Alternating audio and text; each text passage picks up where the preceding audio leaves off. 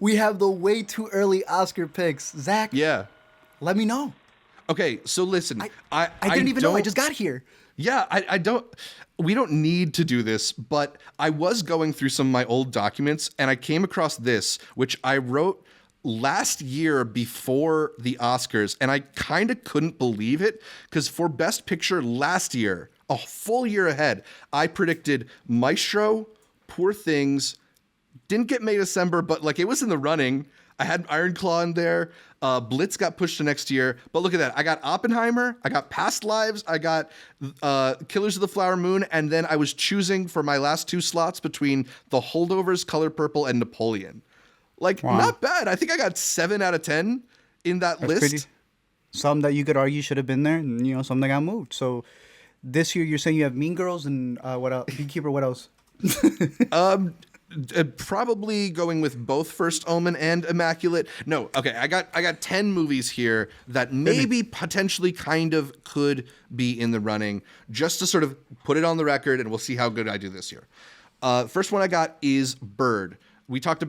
I think we talked about all of these actually in our most anticipated movies of the year, so you can go back to that video if you want a little bit more of a deep dive. But Bird is the Andrea Arnold movie that Barry Keoghan dropped out of Gladiator for, the one that he's all tatted up and running around on a bike with. That's him and Franz Rogowski are in that movie. So I'm Andrea Arnold, director of movies like American Honey and Fish Tank. I feel like we've kind of been waiting for a moment for her to kind of get crowned, right? So maybe it's going to happen with I'm glad Bird. you mentioned her. I want to give her a shout out because we have 2 movie releases this week with Yannick, but How to Have Sex. And I was listening to Molly Manning, the director's interviews. Yeah. She said, Andrea Arnold is the reason this movie has its entire visual style. And I love the movie How to Have Sex. And I like that she shouted out Andrea Arnold, who is probably one of the biggest inspirations when it comes to a lot of these independent filmmakers. So there we go. This is the most anticipated movie of your favorite filmmakers coming up, Bert. Exactly. Another one that I'm sure a bunch of filmmakers are anticipating is the new film from Steve McQueen. This one, Blitz, is... I'm still watching the doc, though. Yeah, right? The 4-hour doc. Playing. This is a movie about Londoners who are dealing with bombings that are happening in World War II. I think maybe a bit undertold aspect of World War II are all the bombings that happened in London as well. Saoirse Ronan, lead of this movie, always puts that into the Oscars discussion. But you got Harris Dickinson, you got Stephen Graham. Yeah, you got a bunch of reputable British actors in this film too. So I think Blitz could be sounds like a big budget one. too, like the biggest budget he would have had, because like he doesn't really deal with effects or anything. Exactly. So that's exciting. What's this previous Steve McQueen Moore movie? I mean, unless we're talking actor Steve McQueen, there is none. Yeah, but not that it's good that there was bombings, but I'm great to see that he's going to get a bigger budget to work with something on the next level. All right, that's awesome. All right, I'm liking Blitz for sure. That's good.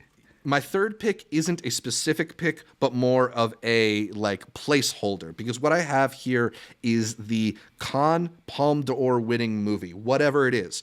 The lineup is supposed to come out, I think, this Thursday. So we'll talk about that. Isn't it next month?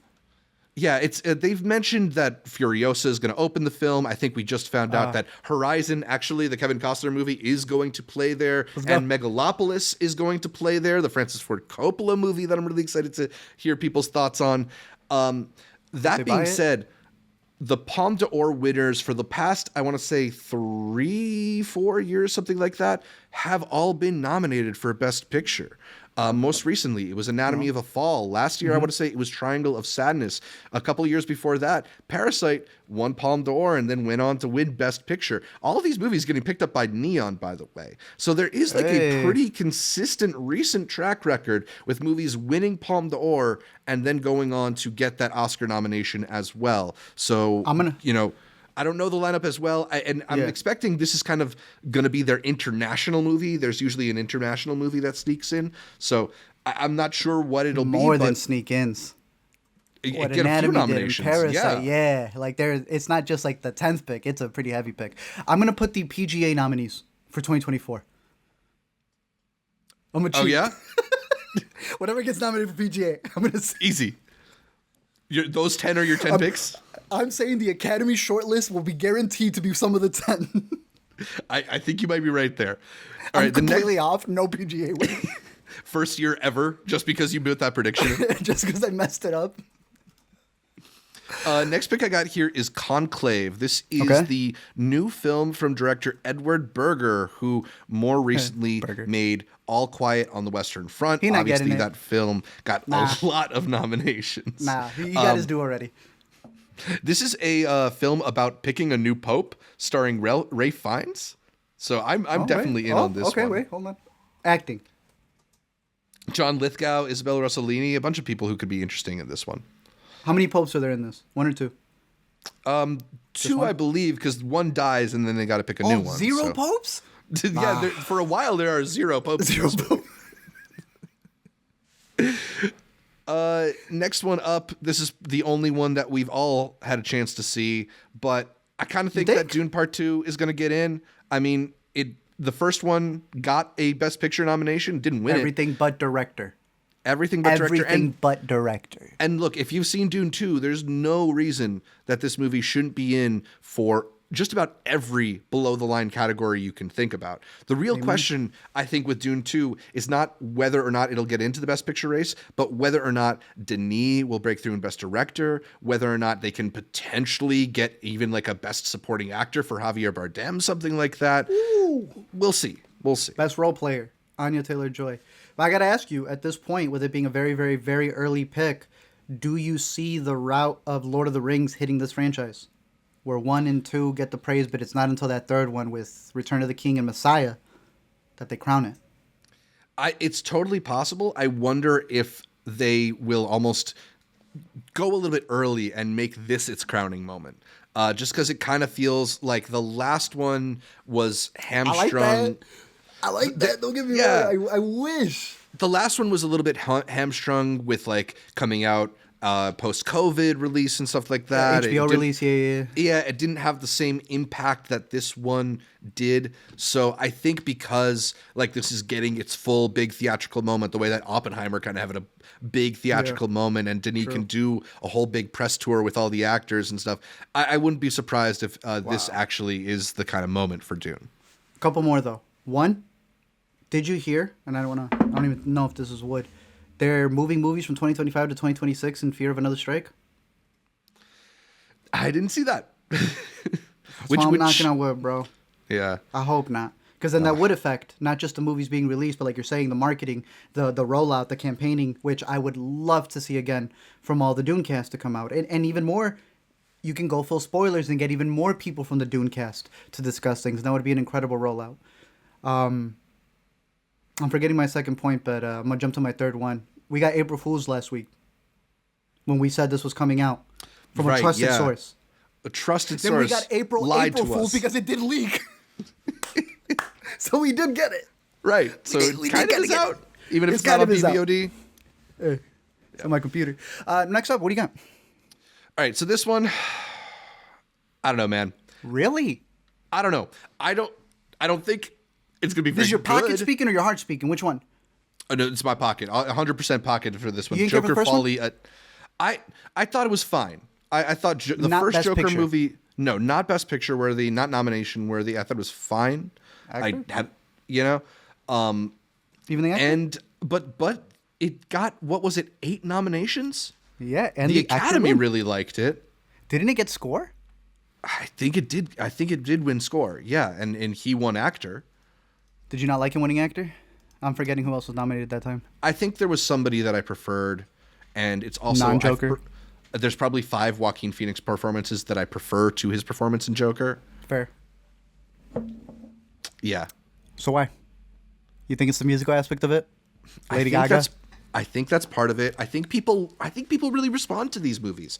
I think a lot of people think that what Todd Phillips is doing is like an elevated version of superhero films, and it sort of gives people an excuse to kind of like vote with their hearts instead of with their heads, maybe. I don't know. Plus that Joaquin is as respected as he is. Like, if he is even close to the level he was in the first movie, he's gonna get another nomination. I just think that there's a good chance that this movie breaks through the same way that the last one did.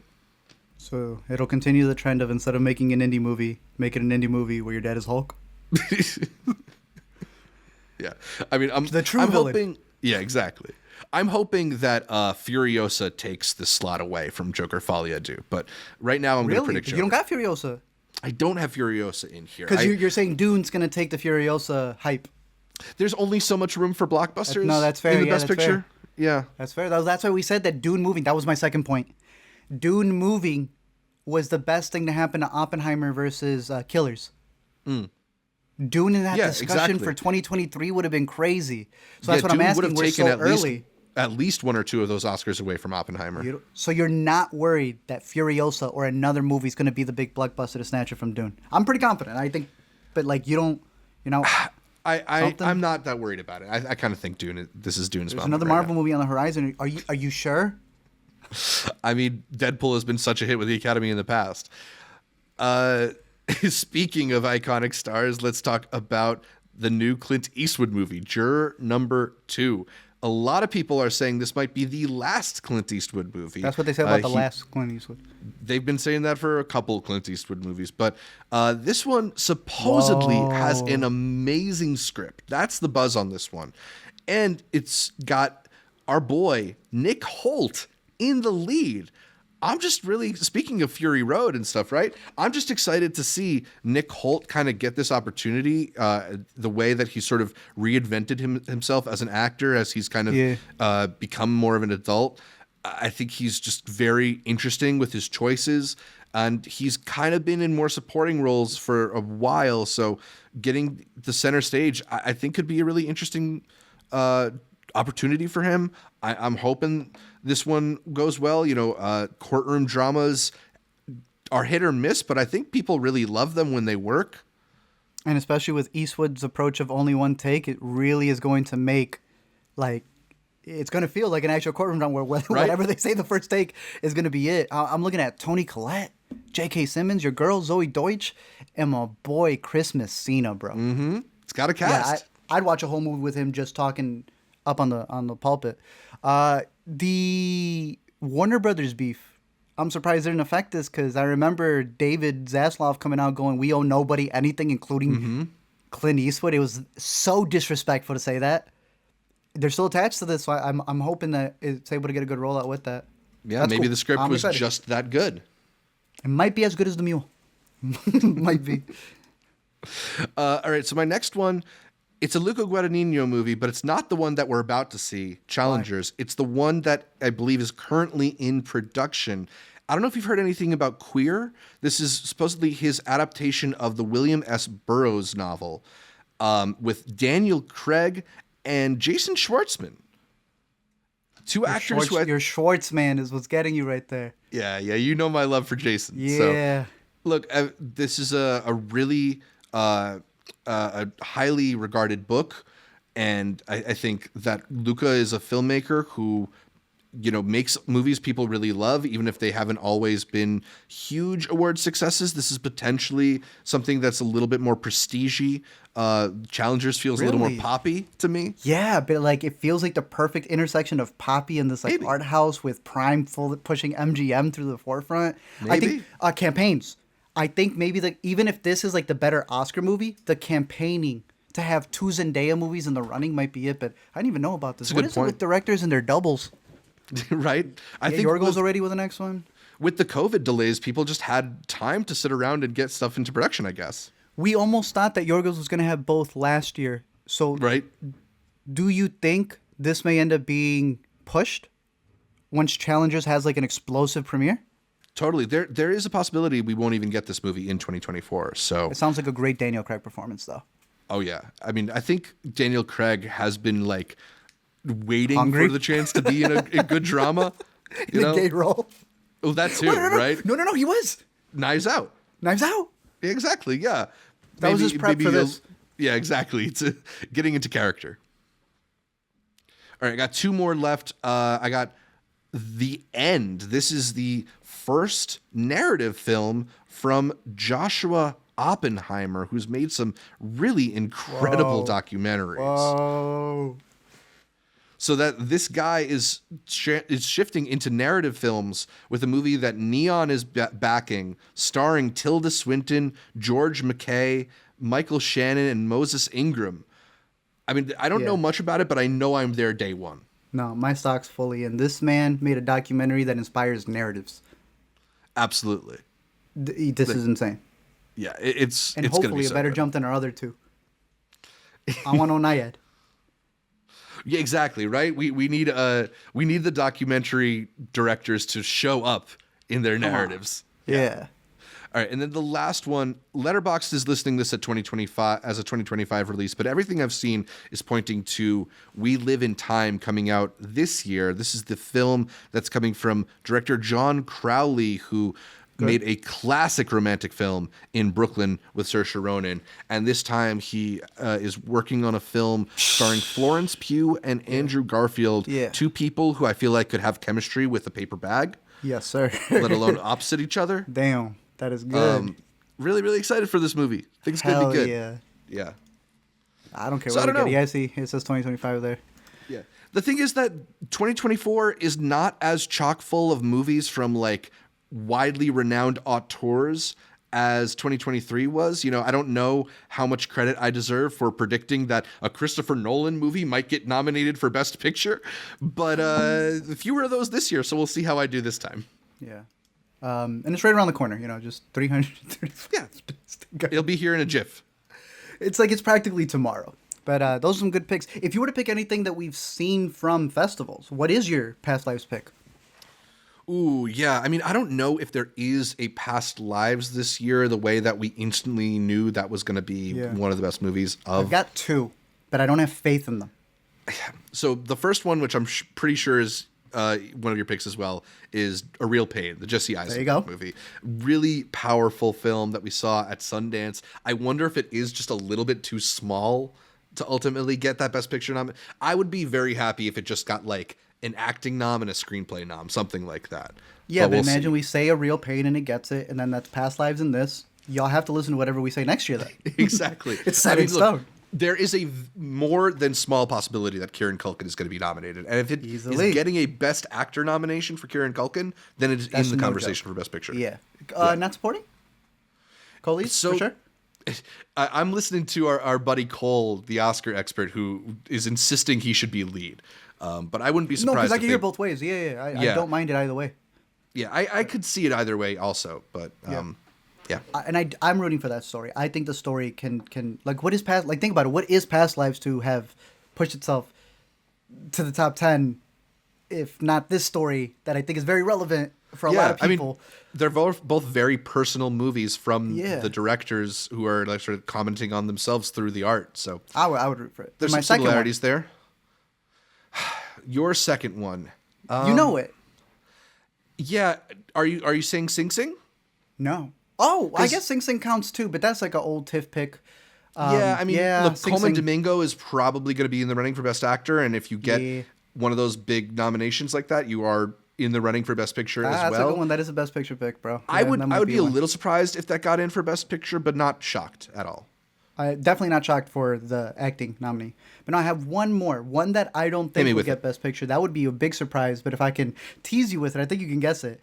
Okay. It's a movie that would do very well in the genre space that the Oscars like to put it in.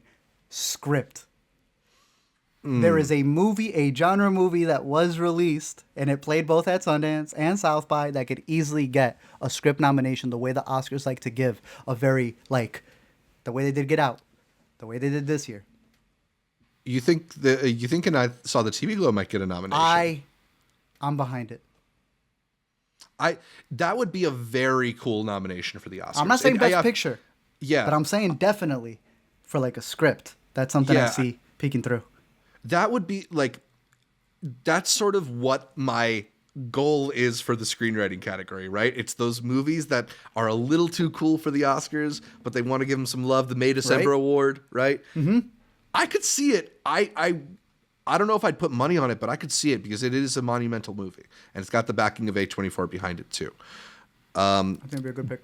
Devesh in the chat was guessing Dee Dee. I love Dee Dee. I kind of think that's again too slight, too small, too That's personal the movie of a for movie. the people. Yeah, I mean, Yeah, that's like it's in Searching. that- It's the same Searching. I think producers or editors who helped Right. with the style of it. So like Searching didn't get nominations, but Searching is Searching, and Dee Dee is Dee Dee. Yeah, this is more in the like 8th grade, mid 90s vein of personal Movies movies. that could have, right? Like they were right Yeah. there, but they didn't. Instead, they made everyone's like top 10 list instead. So Dee Dee's safe even without an Oscar nomination. Don't worry. Definitely. Love Dee Dee. All right. So yeah, those are my picks for potential Best Picture nominees next year.